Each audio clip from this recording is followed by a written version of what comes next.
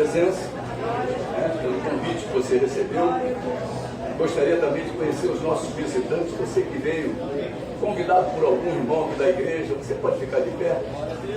Nós gostaríamos de recepcionar vocês que entraram por essa igreja pela primeira vez. Tem alguém? Tem ali um casal, tem aqui uma família, tem outra família lá atrás. Vamos estender nossas mãos em direção a eles e dizer para eles: sejam bem-vindos, em nome de Jesus. Jesus te ama. E nós também. Voltem sempre. Eu gosto de as boas-vindas, em nome do pastor, em nome da igreja, em nome de Jesus. É uma alegria grande receber os nossos visitantes. A nossa oração é que você, Deus fale com você como tem falado conosco, e que Deus haja na vida de vocês como tem agido nas nossas vidas. Eu queria dizer para os irmãos que, para facilitar a palestra, nós vamos projetar ela, e nós vamos. Você não precisa nem acompanhar pela apostila, tá? A apostila está lá, a apostila vai ser algo que você vai guardar e consultar o dia que você precisar. O dia que você precisar, não jogue fora essa apostila, não deixe na cadeira, porque ela é preciosa para ti. Porque muitos desconhecem o assunto casamento e divórcio. Por isso que o diabo tem feito uma arruaça nas vidas, nas famílias, quando o povo de Deus, como diz lá em 1 Pedro 4,17, diz assim: porque a ocasião de começar o juízo pela casa de Deus é chegada. Ora, se primeiro vem por nós, qual será o fim daqueles que não obedecem ao Evangelho de Deus? Então Deus, quando o homem se converte, a exigência de Deus para a vida dele é muito séria, porque ele agora conhece a verdade. Pelo menos ele tem a capacidade de conhecer a verdade e escolheu a bênção e não a maldição, escolher a vida e não a morte. Então nós precisamos ficar atentos, porque uma coisa é a igreja, outra coisa é o mundo. Lá fora as pessoas estão sem Deus, aqui dentro não. Aqui dentro nós temos a palavra de Deus, nós temos a direção, ela é lâmpada para os nossos pés e luz para o nosso caminho. Então não há desculpa para o povo de Deus. Olha bem o que a palavra de Deus fala, hein? A exigência com o povo de Deus é muito grande da parte de Deus. A Bíblia diz que Deus corrige os filhos, Então nós precisamos entender bem esse assunto para que nós não venhamos a tropeçar. Porque Deus chama o homem, quando casa, de chefe de família. É o chefe da tribo. É o chefe da tribo. E Deus confiou a sua casa a você. E a esposa tem um outro papel, o papel de cooperadora. Então nós vamos começar agora a falar sobre esse assunto. E eu quero que você possa entender que não é a opinião do pastor Joaquim, não é a opinião do ministério, é a opinião de Deus, é a palavra de Deus. E contra a palavra de Deus não pode haver discussão. A Bíblia diz que a palavra de Deus é para ser crida, não ser discutida. Então que você possa receber nesta manhã fé naquilo que Deus fala aos nossos corações. Amém, queridos? Aleluia. Então vamos caminhar.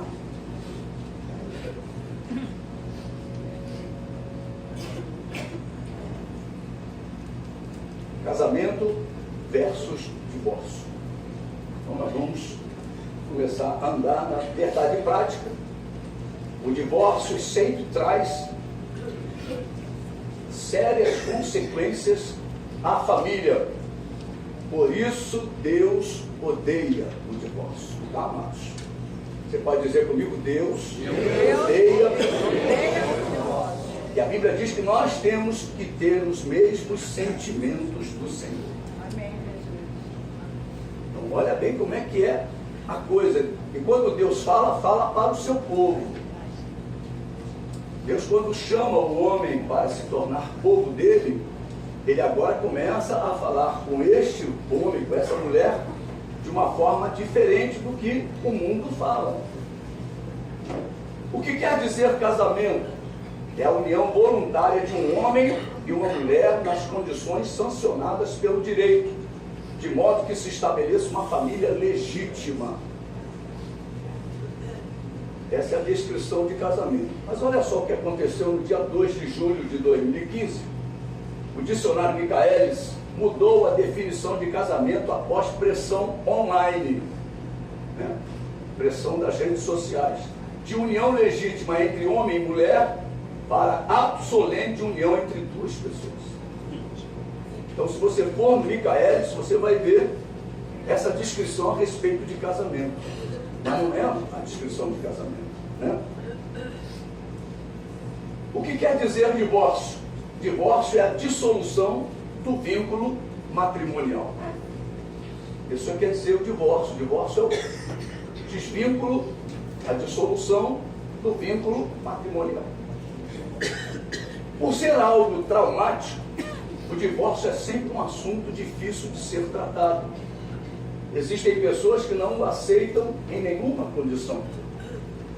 Existem outras pessoas que, sob determinadas circunstâncias, são favoráveis. E há até os que buscam base nas Sagradas Escrituras para admiti-lo em qualquer situação. Qual é a posição da Bíblia? É o que estudaremos nesta manhã, tá, amados? Nós vamos ver a opinião da Bíblia, a posição bíblica a respeito deste assunto. O divórcio é bíblico? Essa talvez seja a pergunta de todos vocês que vieram nesta manhã. Em nossos dias, alguns têm entendido pela Bíblia que Deus permitiu o divórcio no diálogo de Jesus com alguns fariseus em Mateus 19, versículos 3 a 12. Nós vamos ao texto agora. Vieram a ele alguns fariseus e o experimentaram, perguntando: é lícito ao marido repudiar a sua mulher por qualquer motivo? Então respondeu ele: não tendes lido que o Criador desde o princípio os fez homem e mulher, e que disse: por esta causa deixará o homem pai e mãe, e se unirá à sua mulher, tornando-se os dois uma só carne. De modo que já não são mais dois, porém uma só carne. Portanto, o que Deus ajuntou, não separe o homem. Replicaram-lhe: por que mandou então Moisés dar carta de divórcio e repudiar? Respondeu-lhe Jesus: por causa da dureza do vosso coração, é que Moisés vos permitiu repudiar vossas mulheres. Entretanto, não foi assim desde o princípio. Eu, porém, vos digo: quem repudiar sua mulher, não sendo por causa de relações sexuais ilícitas, e se casar com outra, comete adultério. E o que casar com a repudiada, comete adultério. Márcio, por favor, dá uma regulada nesse som.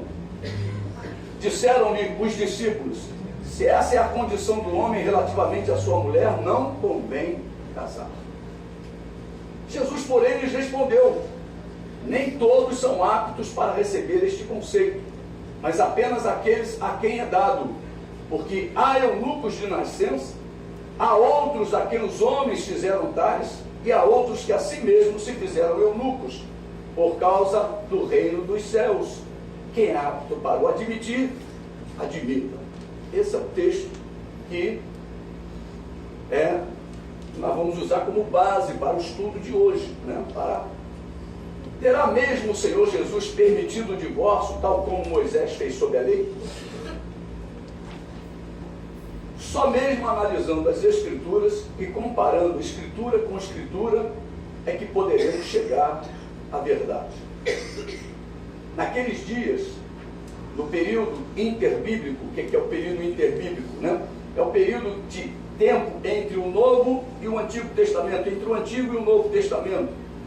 A Bíblia declara que 400 anos Deus ficou calado. De Malaquias a João Batista. O discurso de João Batista era a voz que clamava no deserto. Aquele povo estava no deserto de voz de Deus. Não ouvia mais a voz de Deus. Não havia profeta que dizia: assim diz o Senhor, né? Durante 400 anos, antes da manifestação de João Batista, duas correntes de pensamento dividiam os fariseus no seu modo de pensar acerca do divórcio. Os seguidores de Hilel permitiam ao homem servir-se de qualquer pretexto para o divórcio.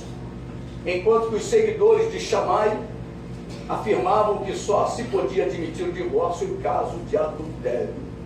Essas eram as duas linhas de pensamento que os fariseus seguiam. Eu queria separar muito bem a questão da igreja do mundo. O mundo usa armas e ferramentas que a igreja não utiliza.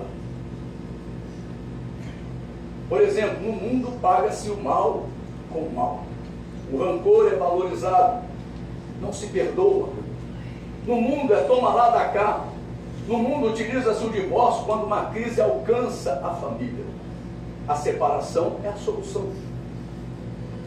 Já a igreja é muito diferente do mundo, porque o mundo jaz no maligno, mas a igreja encontra-se debaixo da proteção das promessas feitas por Deus ao seu povo. Lembre-se sempre de que praga nenhuma chegaria à nossa tenda. Salmo 128, de 1 a 6, fala: bem-aventurado aquele que teme ao Senhor e anda nos seus caminhos. Do trabalho de tuas mãos comerás e feliz serás, e tudo te irá bem. Tua esposa no interior da tua casa será como videira frutífera, teus filhos como rebentos da oliveira, a roda da tua mesa. Eis como será abençoado o homem que teme ao Senhor. O Senhor te abençoe desde Sião, para que vejas a prosperidade de Jerusalém durante os dias de tua vida. Veja os filhos de teus filhos, paz sobre Israel. Mas o que tem acontecido nos lares do povo de Deus? Essa promessa do Salmo 128 tem se cumprido nos lares do povo de Deus? Será que as promessas de Deus foram esquecidas por aquele que fez a promessa? Claro que não, igreja. O que é que tem acontecido com o povo de Deus? Será que as promessas bíblicas foram esquecidas por aquele que fez a promessa? Perdão, claro que não, isso aí já repetir. O que tem acontecido com o povo de Deus é que, ao invés de usar as armas disponibilizadas por Deus, que são poderosas, estão usando as armas mundanas, que são armas de derrota. O divórcio é uma derrota para o povo de Deus. Você pode repetir isso comigo? Aleluia. Aleluia. Mas afinal de contas, o divórcio é bíblico. Em nossos dias, alguns têm entendido pela Bíblia que Deus permitiu o divórcio no diálogo de Jesus com os fariseus, né? O divórcio lá no Antigo Testamento. Como é que funcionava lá no Antigo Testamento? Eu quero que a igreja não interprete o Antigo Testamento como sendo o tempo da lei. A lei começou em Êxodo 20. Então tem uma parte do Antigo Testamento que não é lei. Amados. Até aquele momento víamos os patriarcas caminhando pelas promessas do Deus de Abraão, Isaque e Jacó. Os fariseus é que eram ligados diretamente à lei. Foi por isso que Jesus os fez retornar para antes da promulgação da lei, quando ele diz: no princípio. Os fariseus utilizavam passagens às quais Jesus afirmou que Moisés concedeu o divórcio por causa da dureza do coração do homem. A lei de Moisés e o divórcio. Nós já falamos, mas voltaremos a enfocar este assunto. Naquele tempo havia os seguidores de Hilel que permitiam ao homem serviço de qualquer pretexto para o divórcio. E também havia os seguidores de Shammai, que afirmavam que só se podia admitir o divórcio em caso de adultério. Eles utilizavam a passagem de Deuteronômio 24, de 1 a 4, que dava ao homem o direito de divorciar-se de sua mulher por motivo banais. Qualquer motivo, ele despachava a sua esposa. Versículo 1 do capítulo 24 diz, de Deuteronômio: se um homem tomar uma mulher e se casar com ela, e se ela não for agradável mais aos seus olhos, meu Deus, que coisa! Casou com aquele brotinho, o brotinho inchou, né? Caiu, ficou cabeça branca, perdeu um dente, um acidente, meu Deus do céu. Então, não ficou mais agradável aos seus olhos, por ter ele achado coisa indecente nela. E se ele lhe lavrar termo de divórcio, lhe der na mão, e a despedir de casa, e se ela saindo da sua casa for e se casar com um outro homem, e se este a aborrecer e lhe lavrar termo de divórcio, e lhe o der na mão, e a despedir da sua casa, ou se este último homem que a tomou para si por mulher vier a morrer, então seu primeiro marido que a despediu, olha só, não poderá tornar a desposá-la, para que seja sua mulher, depois que foi contaminada, pois é abominação perante o Senhor. Assim não farás pecar a terra que o Senhor teu Deus te dá por herança. Eles usavam este capítulo 24, os versículos de 1 a 4. Estes versículos do livro de Deuteronômio fizeram com que o divórcio se tornasse uma prática comum em Israel. Não gosto mais de você, não quero mais viver com você, e acabou. Eu não cozinho um feijão que eu gosto, o arroz teu só vive em bloco, anda em bloco, aquele negócio, unidos venceremos, as coisas todas, né? Então nenhuma lei do Antigo Testamento incentivava alguém a divorciar-se, mas servia como base legal para a proibição de outros casamentos com a mulher divorciada. Infelizmente, muitos que dizem conhecer a palavra do Senhor se divorciam por qualquer motivo. Lembre-se de que o casamento é uma aliança de amor, inclusive com Deus, um pacto que não pode ser quebrado, sobretudo por motivos fúteis e torpes. Malaquias capítulo 2, versículo 16, a palavra de Deus diz que, porque o Senhor, Deus de Israel, diz que odeia o repúdio e também aquele que cobre de violência as suas vestes, diz o Senhor dos Exércitos. Portanto, cuidai de vós mesmos e não sejais infiéis. Esse é o recado de Deus lá em Malaquias. Você pode repetir isso comigo? O Senhor odeia o divórcio. O divórcio não faz parte do arsenal das armas utilizadas pelos servos de Deus. Em 2 Coríntios, capítulo 10, versículo 4, eu acho que esse versículo não está aí, tá sim, vamos ver aqui, só um instantinho. Isto quer dizer que o divórcio não é uma ferramenta de Deus, vamos lá. Porque as armas da nossa milícia não são carnais, e sim poderosas em Deus para destruir fortalezas, anulando nós sofismas. Então as armas de Deus são para destruir fortalezas e não criar as fortalezas, tá, amados? A carta de divórcio é o segundo item do divórcio no Antigo Testamento. Uma vez que recebia a carta de divórcio, tanto o homem quanto a mulher estavam livres para se casarem novamente. Todavia, segundo a lei, a mulher que fora repudiada depois de viver com outro marido não poderia retornar para o primeiro, pois tal atitude era considerada abominação ao Senhor. Está lá no versículo 4, que nós já lemos, tá, amados? Divorciar-se não era fácil, pois havia várias formalidades. E somente o homem podia pedir o divórcio. Não era permitido à mulher. A mulher não tinha tal direito. A lei de Moisés, apesar de não incentivar o divórcio, dispunha de vários mecanismos para torná-lo mais humano. Agora nós vamos para o ensino de Jesus a respeito de divórcio. Pergunta dos fariseus. Eu quero deixar bem claro que para a igreja que os fariseus são aqueles que não aceitavam o ensino de Jesus. Então tem muito fariseu na igreja. Tem muito fariseu na igreja que não aceita os ensinos do Senhor. Estavam sempre discutindo com Jesus, tentando pegá-lo em algum ponto da lei. Quando você discute com a palavra. Então, nós precisamos, eu disse lá no início, a palavra é para ser crida, não discutida. Tá?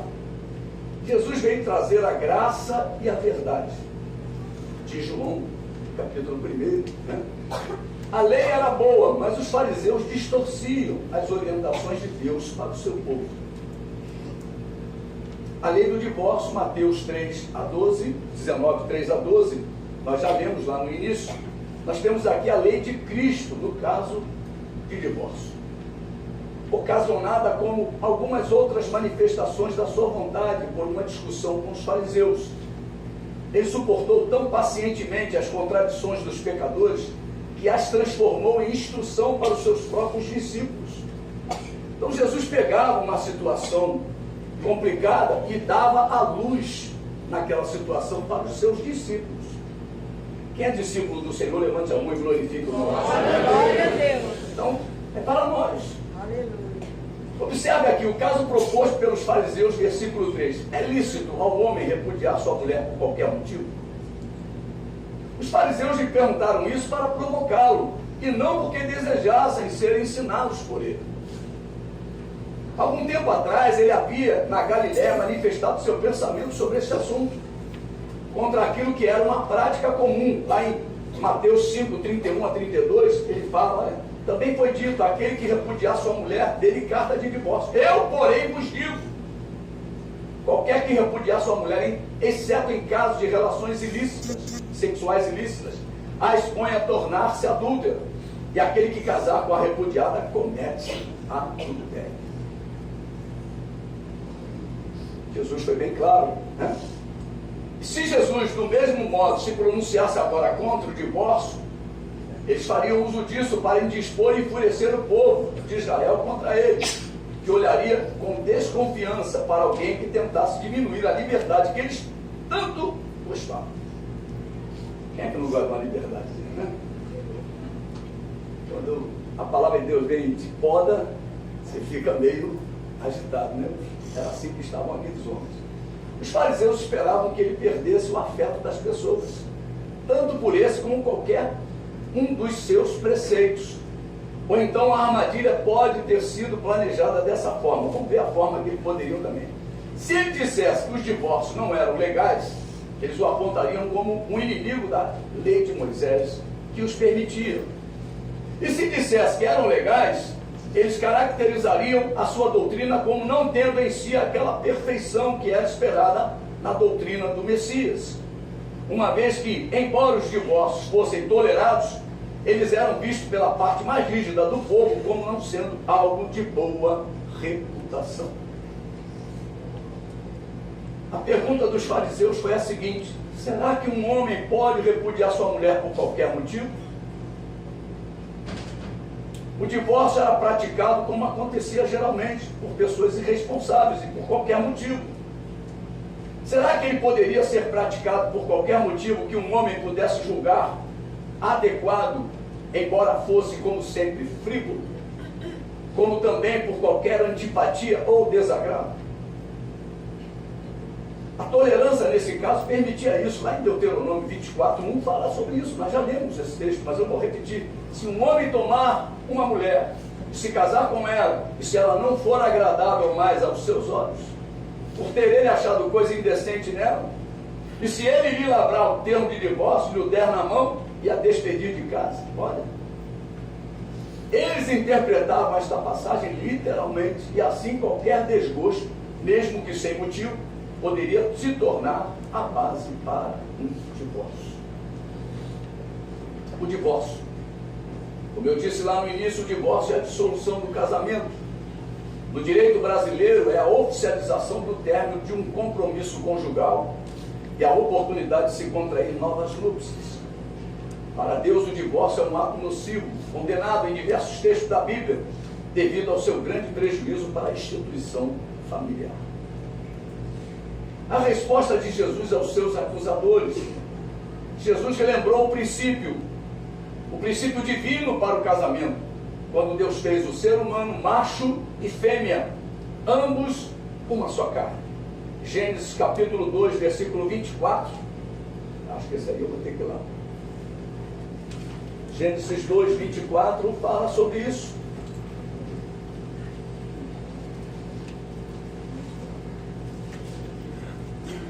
Ele diz: por isso deixa o homem pai e mãe, e se une à sua mulher, tornando-se os dois uma só carne.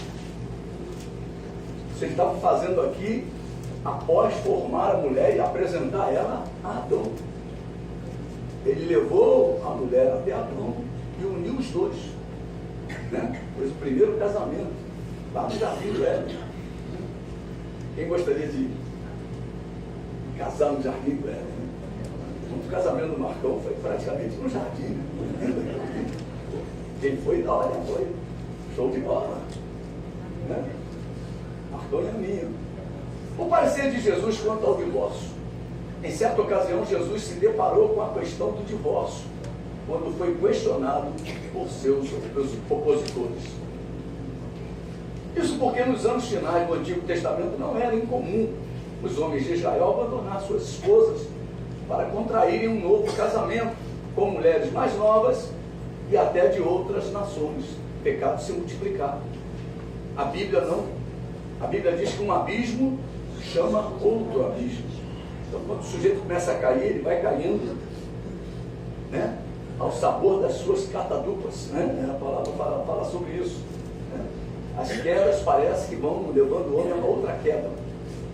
Deus usa o profeta Malaquias para condenar a atitude dos israelitas. Malaquias 2,13 diz assim: ainda fazeis isto, cobris o altar do Senhor de lágrimas, de choro e de gemidos, de sorte que ele já não olha para a oferta, nem aceita com prazer da vossa mão. E perguntais, por quê? Porque o Senhor foi testemunha da aliança entre ti e a mulher da tua mocidade, com a qual tu foste desleal, sendo ela a tua companheira e a mulher da tua aliança.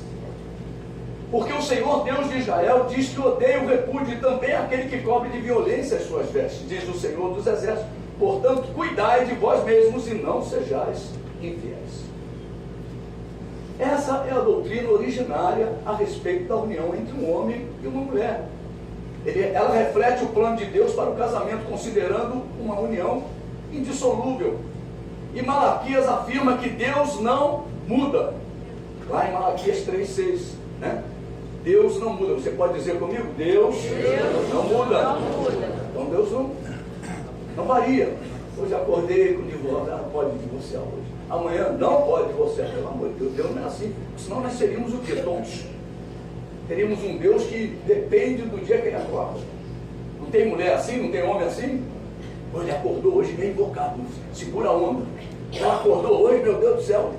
Então, todo mundo em casa fica, como é que ela acordou? Como é que ele acordou? Meu Deus do céu. É assim? Família assustada com a pessoa. Mas o nosso Deus não. Ele não muda. Ele permanece o mesmo sempre. Amém, queridos? Malaquias afirma que Deus não muda, lá em Malaquias 3,6, parte A, porque o Senhor não muda. Se analisarmos o texto, teremos duas observações a fazer. Primeiro, que não adianta a pessoa se derramar diante do altar do Senhor e ofertar de forma abundante, se não for fiel à companheira da sua mocidade. Uma referência ao casamento feito na juventude e desprezado após anos de convivência. Deus está falando claramente, né? Segundo aspecto, aos olhos de Deus, o divórcio e a violência são como se fossem a mesma coisa. O divórcio e a violência são usados no mesmo versículo, como se demonstrasse que o divórcio é uma verdadeira violência para com Deus e para com a família. Você está entendendo até aqui? Amém? Amém. Glória a Deus. Retornemos para Jesus quando questionado no tocante à licitude do divórcio. Jesus só entendeu ser tolerável o divórcio em caso de infidelidade conjugal. E isso porque os israelitas tinham um coração duro. E quando os fariseus citaram a pessoa de Moisés, querendo dizer que a lei deveria ser respeitada, Jesus retornou ao princípio da criação, ou seja, séculos antes da lei, quando Deus criou o homem e a mulher e os fez dos dois, e fez dos dois uma só carne no casamento. Os fariseus queriam colocar Jesus contra a lei, mas se esqueceram de analisar o que Deus havia proposto antes da lei de Moisés ser apresentada ao povo de Israel. E foi esse lembrete que Jesus fez, a fim de que o divórcio não fosse uma prática comum entre o povo de Deus, mas sim uma exceção entre os santos. Versículos 4 e 5 de Mateus 19 diz: não tendes lido que o Criador desde o princípio os fez homem e mulher, e que disse: por esta causa deixará o homem pai e mãe, e se unirá à sua mulher, tornando-se os dois uma só carne. Versículo 6, de modo que já não são mais dois, porém uma só carne. Portanto, que Deus ajuntou, não separe o homem. Você observou versículo 4. Deus fez homem e mulher no singular. Deus não fez um homem e duas mulheres, nem dois homens e uma mulher. Deus fez homem e mulher. Outra coisa, o homem não deixa pai, o homem deixa pai e mãe, não deixa mulher e filhos. A palavra de Deus diz: o homem deixa pai e mãe. Mas hoje as pessoas estão deixando mulher e filhos, ou maridos e filhos. Ou seja, é solteiro ou viúvo, é livre, e se une à sua mulher, não uma mulher abandonada, repudiada por outro homem. Nós começamos a ver, agora unidos em matrimônio, tornam-se ambos uma só carne. Versículo 5. Depois, não os vê mais como dois, porém, uma só carne. Versículo 6. O ensino de Jesus. E agora os fariseus, citando as Escrituras, a palavra de Deus, levantaram outra questão. Por que Moisés, o grande legislador de Israel, mandou dar carta de divórcio e repudiar a mulher? Versículo 7. Jesus mais uma vez volta ao princípio, ao propósito de Deus com o casamento lá na criação. E ainda acrescenta que Moisés permitiu o divórcio devido à dureza de coração dos homens, que eram favoráveis ao divórcio. Versículo 8.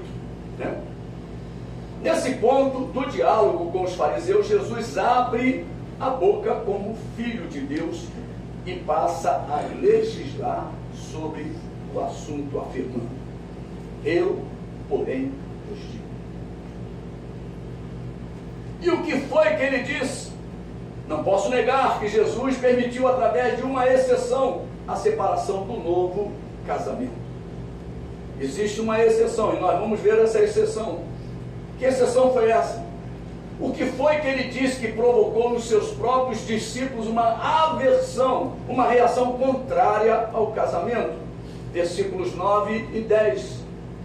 Eu, porém, vos digo: quem repudiar sua mulher, não sendo por causa de relações sexuais ilícitas, e se casar com outra, comete adultério. E o que casar com a repudiada comete adultério.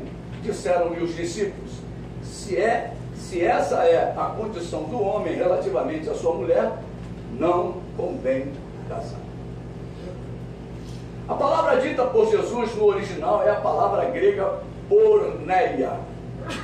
Eu quero que vocês guardem bem isso. Contudo, umas Bíblias em português traduzem esta palavra como adultério, outras por prostituição, e ainda outras por relações sexuais ilícitas, como a nossa tradução traduz como relações sexuais ilícitas. E há Bíblias que ainda que a traduz por fornicação. Porneia fala de pecado anterior ao casamento, fornicação. E moixeia fala de pecado posterior ao casamento, adultério. O que quer dizer isso? Uma pessoa que é solteira, quando ela peca sexualmente, ela peca porneia, ela peca fornicação, é uma fornicária, como diz a palavra. Se a pessoa é casada e comete um delito na área sexual, chama-se moixeia, e ela é um adultério. Então, a palavra que Jesus usa é porneia, original. Tanto lá em Mateus 5, 31 e 32, como aí em Mateus também, 19, versículos 3 em diante. Em outras palavras, aquele que é solteiro comete fornicação, exatamente o que eu falei, porneia, enquanto que é o casado comete adultério, moixeia. Tá, amados? Entendeu direitinho? Amém. Porque tem que separar bem esse tipo de pecado. Quando a gente fala com os jovens, cuidado, vigiem, é nesse aspecto, para não cometer porneia. Porque o fornicário não entra no céu. Deus fala isso.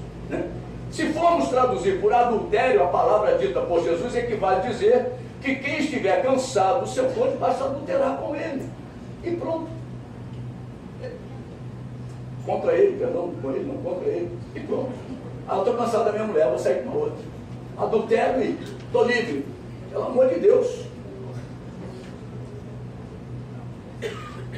estaria assim livre para contrair novas núpcias, sem contudo se tornar um adúltero. Mateus 5,32 fala sobre isso, né, que eu já falei. O apóstolo Paulo faz uma pergunta muito interessante em Gálatas 2,17, parte B. Acaso Cristo é ministro do pecado? Certo que não. Quer dizer, comigo, Jesus vai te estimular a adulterar para se separar, para conseguir um divórcio. Pensa nisso. Estou apoiado na palavra. Palavra de quem? Jesus disse: se houver relações sexuais ilícitas, eu posso me separar. Então eu vou praticar essa relação. Então Jesus é ministro de pecado, vai estimular o pecado. E Jesus não é ministro de pecado, né? Porque se o adultério abre porta para um novo casamento, sendo ainda o cônjuge vivo, então Cristo é ministro de pecado. E sabemos que Cristo não é ministro de pecado, e que o homem do pecado é sim um anticristo, Satanás. A permissão, isso tem que ficar bem claro, meu irmão, porque isso aí é a discussão toda, hein? Eles pegam aquele versículo e dizem assim: ela adulterou, ele adulterou. Meu Deus do céu, isso não é argumento. Porque se o adultério abre porta, perdão, já foi. Permissão para um novo casamento. A lei de Moisés previu o caso da recém-casada não ser achada virgem na noite de núpcias. Já pensou? Está namorando? Nunca tive um homem. Nunca. Sou virgem. Está lá. E o varão está sendo enganado. Aí ele casa e vai para a noite de núpcias. E é surpreendido porque não encontrou a noiva virgem. É isso que nós vamos ver agora. Lá na lei tinha isso. Aquela mulher mentirosa que se casou na mentira, o couro comia em cima dela. Aliás, chovia a pedra em cima dela, né? Ela era apedrejada. Olha só, a lei de Moisés previu o caso da recém-casada não ser achada virgem na noite de núpcias. Nessa hipótese, ela seria apedrejada. E o marido, consequentemente, ficaria livre para casar de novo depois da morte dela. Lá em Deuteronômio 22, fala isso, ó. Porém, se isto for verdade, quer dizer, que se não achou na moça a virgindade, como é que elas provavam que eram virgens na hora da noite de núpcias? Elas guardavam o lençol e entregavam para o pai. A marca do sangue. O sangue da aliança estava lá. Foi rompido, e aí ela guardava, pegava o lençol e dava para o pai. Pai, guarda. O pai guardava aquele lençol como prova da virgindade. Se o maridão dissesse assim: eu não achei ela virgem, tá aqui a prova, ó. Ele é que levava o couro. O mentiroso sempre apanha. Fala pro teu irmão: o mentiroso sempre apanha. O mentiroso está sempre levando na curvada, meu irmão, né? A mentira é do diabo, é o pai da mentira. Então, aqui, ó. Então levaram a porta da casa de seu pai, e os homens da cidade a apedrejarão até que morra, pois fez loucura em Israel, prostituindo-se na casa de seu pai. Assim eliminarás o mal do meio de ti. Tudo bem, achou ela como mentirosa e não era virgem. Agora vamos ver. Todavia sabemos muito bem que no tempo da graça não há lugar para o apedrejamento, né? João 8,7, parte B, diz: aquele que dentre vós não é sem pecado, estiver sem pecado, seja o primeiro que lhe atire pedra, né? Sendo assim, somente por causa de porné, ou seja, fornicação, falta de castidade, sexo antes do casamento, o casamento poderá ser dissolvido sem necessidade de apedrejar a esposa que não foi achada virgem nas núpcias. Porém, caso a moça fosse achada virgem, o marido não poderia mandar embora por toda a sua vida. Vamos lá ver agora os versículos 13 em diante. Vamos dar uma olhada lá. Deuteronômio 22.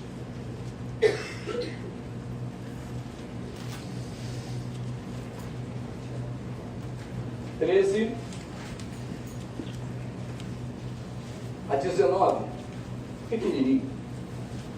Se um homem casar com uma mulher e depois de coabitar com ela a aborrecer, ele atribuir atos vergonhosos e contra ela divulgar má fama, dizendo: casei com esta mulher e me cheguei a ela, porém não a achei virgem. Então o pai da moça e sua mãe tomarão as provas da virgindade da moça e as levarão aos anciãos da cidade, à porta. O pai da moça dirá aos anciãos: dei minha filha por mulher a este homem, porém ele a aborreceu. E este lhe atribuiu atos vergonhosos, dizendo: não achei virgem a minha tua filha. Todavia, eis aqui as provas da virgindade de minha filha, e estenderão a roupa diante diante dos anciãos da cidade, os quais tomarão o homem e o mentiroso levando açoites, e o açoitarão, e o condenarão a 100 ciclos, prejuízo financeiro também. Mentira traz prejuízo financeiro. Para de enganar o leão, hein? A malha fina aperta, aí depois fica cara a benção. É verdade. Aqui, ó. E o condenarão a 100 ciclos de prata, e o darão ao pai da moça, porquanto divulgou uma fama sobre a Virgem de Israel. Ela ficará sendo sua mulher, e ele não poderá mandá-la embora durante a sua vida. Olha, não é fácil não, né? Os discípulos de Jesus, que ouviram da boca do próprio Cristo sua palavra sobre esta questão, acharam melhor ficar sem casar, porque só tinha uma condição para você se separar, era na noite de núpcias. Interessante. Você namora uma menina e a menina não fala para você a sua história. Eita, sou santinho, sempre fui santinho, vivi no convento. Aí fica nada. E o rapaz casa e chega lá na noite de núpcias, o negócio ficou complicado. Essa é a única condição, por isso que os discípulos ficaram. Então, isso não tem como voltar atrás, porque o casamento é um negócio muito sério. Você pode falar para o teu irmão que está do casamento é um negócio muito sério, principalmente para os jovens. Tem que escolher legal, meu irmão. Não escolhe pelo corpinho, não. Porque tu vai viver a vida inteira. Então, a gente tem que ficar ligado a Mateus 19:11, né? Eles acharam melhor ficar sem. E 1 Coríntios 7:7. Vamos lá, 1 Coríntios 7:7. Deixa eu ver se tem aqui. Tem sim, tem aqui. Não precisa pedir, não. Jesus, porém, lhe respondeu: nem todos são aptos para receber este conselho, mas apenas aqueles a quem é dado. E 1 Coríntios 7:7 diz: quero que todos os homens sejam tais como também eu sou. Quem está dizendo isso é o apóstolo Paulo. No entanto, cada um tem de Deus o seu próprio dom. Um, na verdade, de um modo e outro de outro. Contudo, se a questão em foco é a entrada no reino dos céus, se preciso for, o homem deve mesmo se fazer eunuco. Ou seja, não casar de novo, se vier a se separar. A palavra de Deus fala isso. Vejamos estas passagens aqui. Mateus 19, versículo 12. Deixa eu ver se tem essas aqui, se eu preenchi. Porque há eunucos de nascença e há outros que os homens fizeram tais, e há outros que a si mesmos se fizeram eunucos, por causa do reino dos céus. Quem é apto para admitir, admita. 1 Coríntios 7, de 10 a 11. Deus está falando agora aos casados, né? E essa carta é à igreja. Está falando conosco, está falando com filhos de Deus, está falando com os discípulos de Jesus.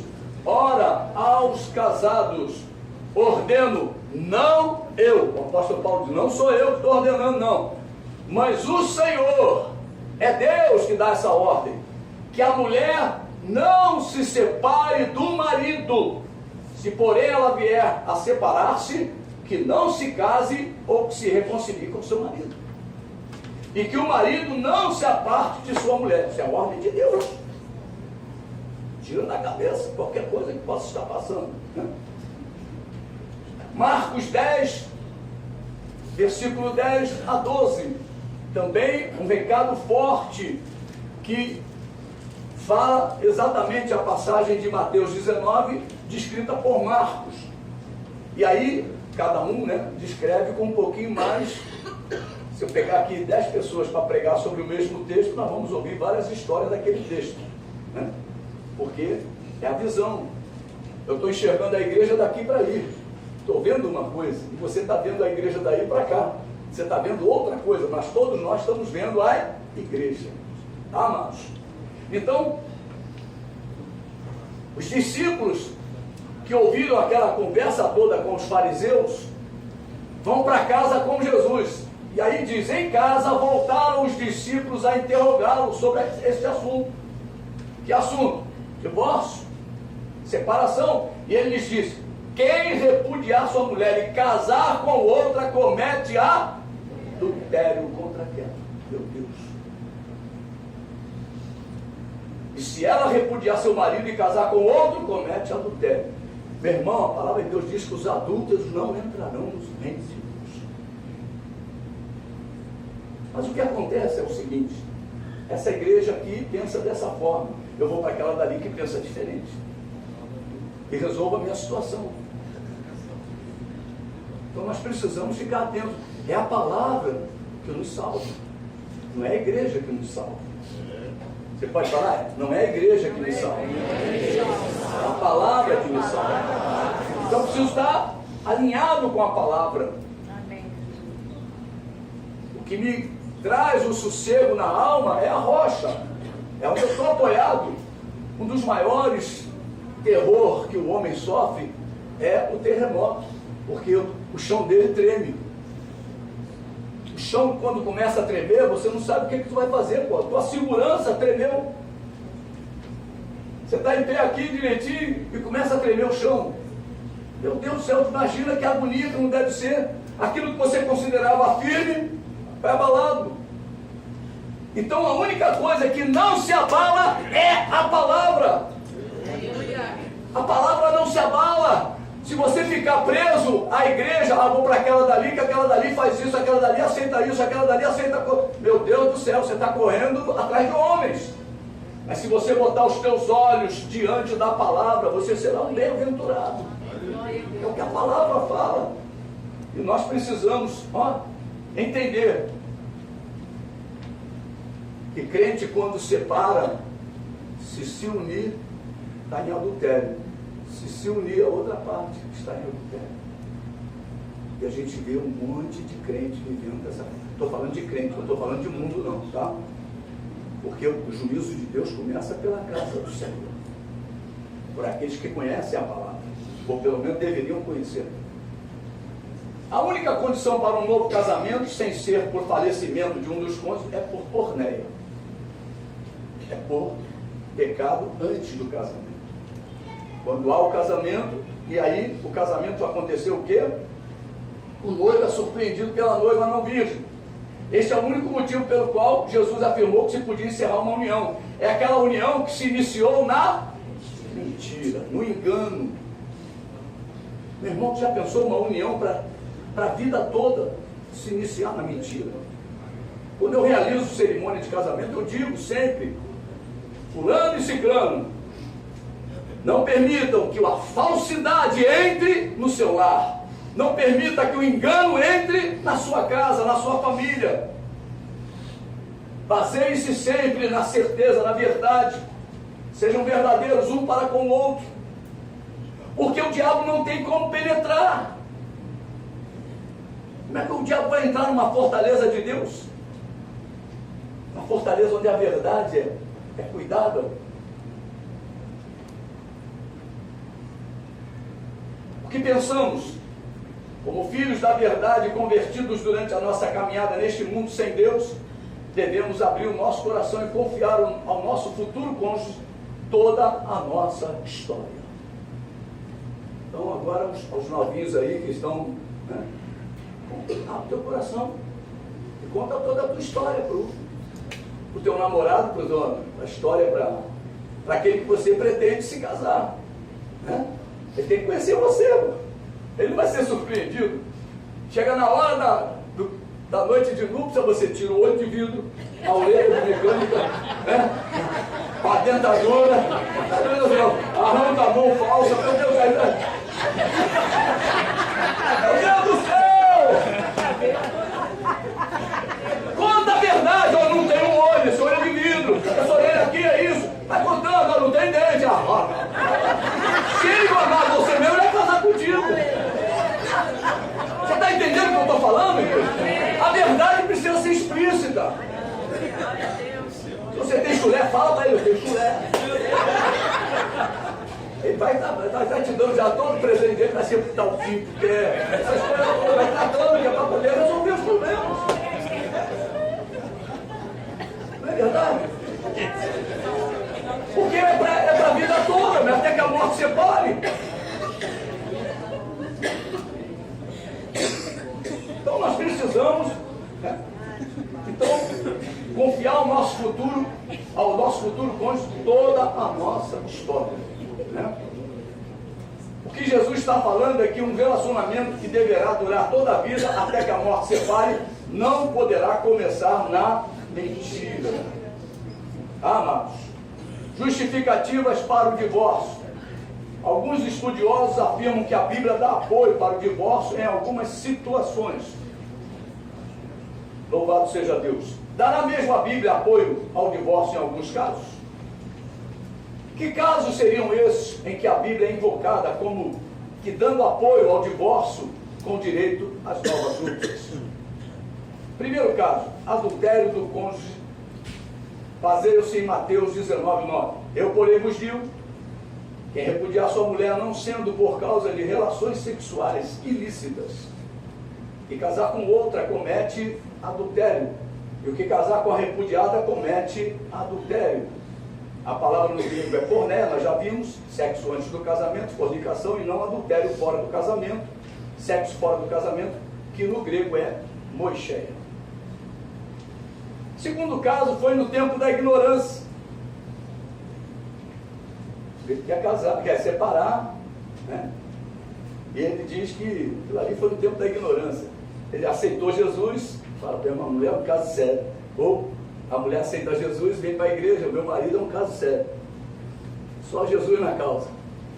E aí entra, Senhor, foi no tempo da ignorância, o tempo que eu não te conhecia, se fosse hoje eu não casava com ele, eu não casava com ela, aquela conversa toda, aquelas conversas mesmo de, né, que a gente já conhece. E a Bíblia diz, ora, não levou Deus enquanto os tempos da ignorância. Esquecem-se de ler ao menos o versículo todo. E ainda o seguinte, que refutam claramente esta maneira de pensar. Vamos ver o versículo todo. Ora, não levou Deus enquanto os tempos da ignorância. Agora, porém, notifica aos homens que todos, em toda parte, se arrependam. Então, o que Deus espera da igreja? Sabe quem é que vai subir, meu irmão? É uma igreja arrependida. Tem crente que não se arrepende dos seus pecados. Tem crente que não se arrependeu dos seus pecados. Não quer produzir o fruto do arrependimento. O recado de Deus é para que se arrependam, que nos arrependamos. Né?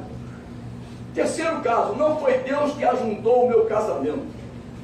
Eu me casei lá na macumba, e aceitei Jesus, eu me casei diante dos ídolos, aceitei Jesus, e agora não foi Deus que ajuntou, tem que arrumar um que Deus vai me ajuntar. É isso. Né? Baseia-se em Mateus 19, 4-6.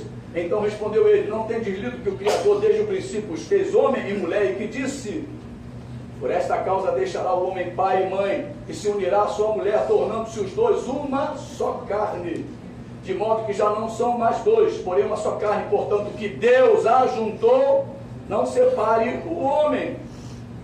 O que Deus ajuntou não significa garantia de um casamento de felicidade. Um casamento de alegria, de fidelidade, de amor. Quando Jesus falou, o que Deus ajuntou não separe o homem, ele estava mostrando a base do casamento.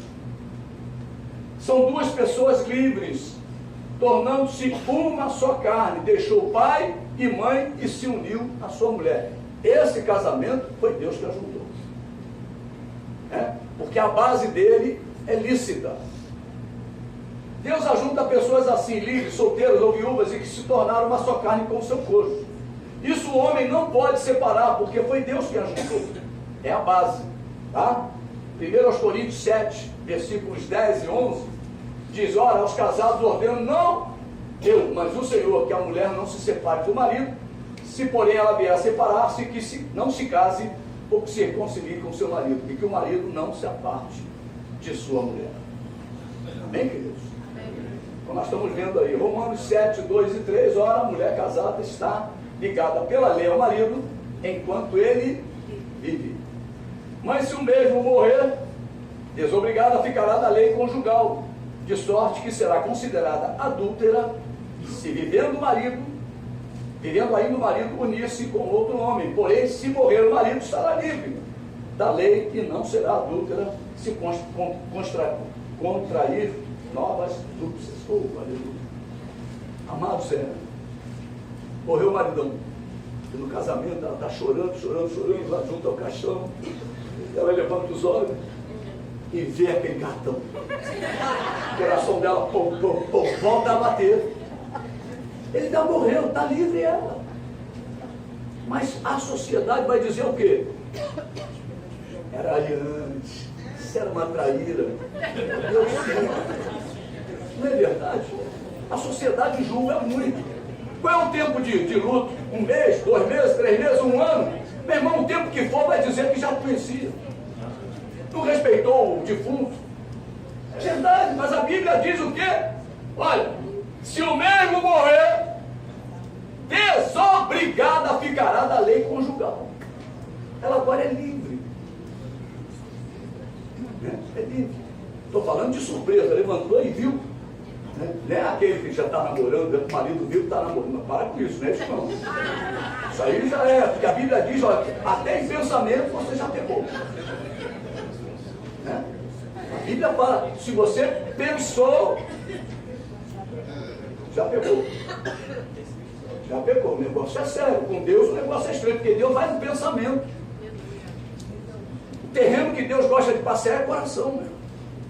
Ele passeia no nosso coração. Ele visita o nosso pensamento. Antes da oração sair, ele já conhece a oração. Meu Deus do céu, que Deus é esse? Esse é o tamanho do Deus da igreja. Antes de você pedir, ele já conhece a tua oração. Aleluia. Marcos 10 a 12, nós já falamos, né? Em casa voltaram os discípulos a interrogá-lo sobre este assunto. E ele lhes disse: quem repudiar sua mulher e casar com outra, comete adultério contra aquela. E se ela repudiar seu marido e casar com outro, comete adultério, tanto de um lado como do outro. Quarto caso. Cônjuge descrente que vier a se apartar. Eu quero que você entenda bem isso aí. Isso não quer dizer que eu sou crente e meu marido não é crente, vou separar. Não é isso não. Ele diz aqui no versículo 15, mas se o descrente quiser apartar-se, que se aparte. Em tais casos não fica sujeito a servidão nem o irmão, nem a irmã. Deus vos tem chamado à paz. Se pegar esse versículo isolado, Deus está te dando condições para você se separar. Mas a Bíblia não fala isso. Você tem que ler o contexto. Tá?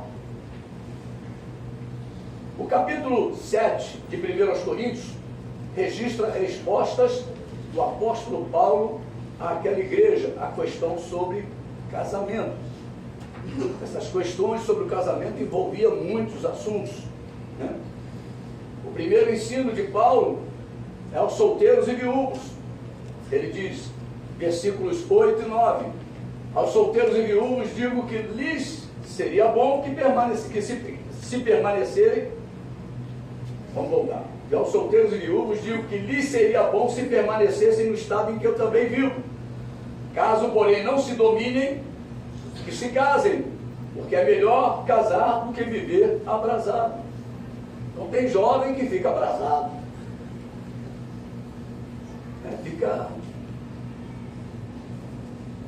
Vai para os vídeos, vai para as revistas, essas coisas todas e fica, né? Então a Bíblia diz que é melhor casar do que viver abrasado. Vamos ver mais um pouquinho.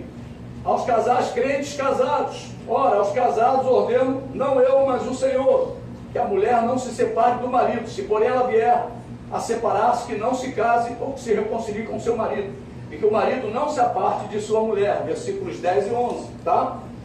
Agora nós vamos ver o quê? Vamos ver o 39 aqui antes. A mulher está ligada ao marido enquanto vive o marido. Contudo, se falecer o marido, fica livre para se casar com quem quiser, mas somente no Senhor. É o versículo 39 desse capítulo 7. O papel do marido no casamento bíblico corresponde ao papel de Jesus com a igreja. Amar incondicionalmente.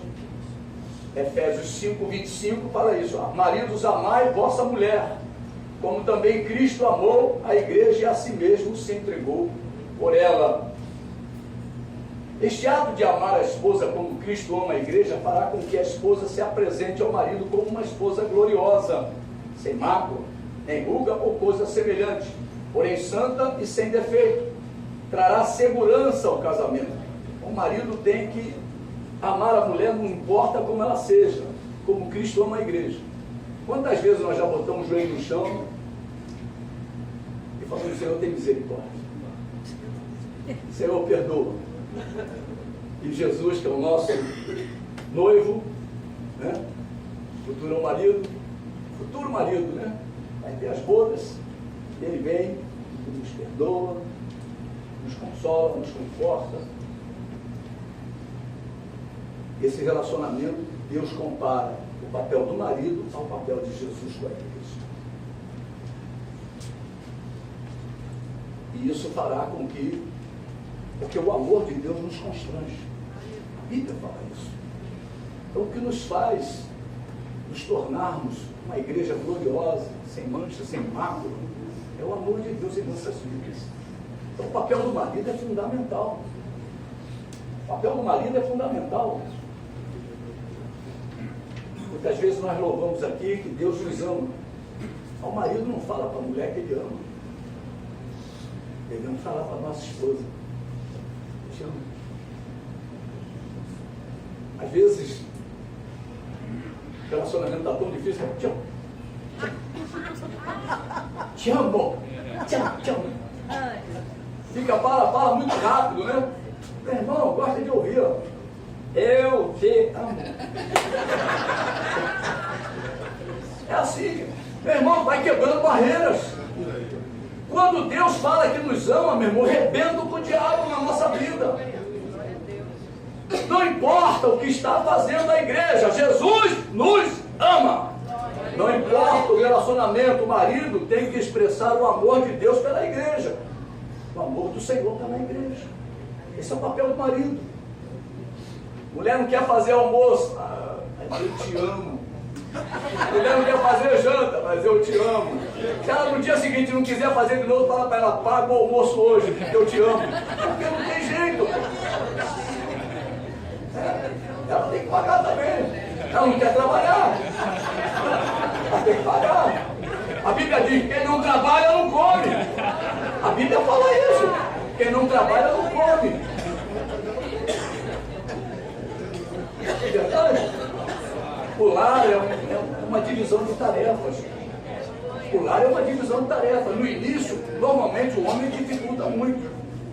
Porque o homem em casa não faz nada, né? A mãe que arruma a cama, a mãe que guarda o sapato dele, guarda os tênis, faz isso, faz aquilo, a toalha de banho, joga no chão. Irmão, casou, a mulher começa: olha aí, não é que não, hein? Aí começa as encrencas. Vai largar sapato na sala, né?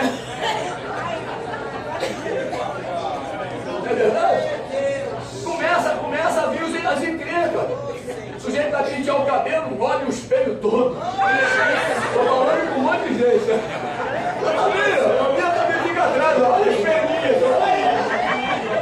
Meu Deus do céu.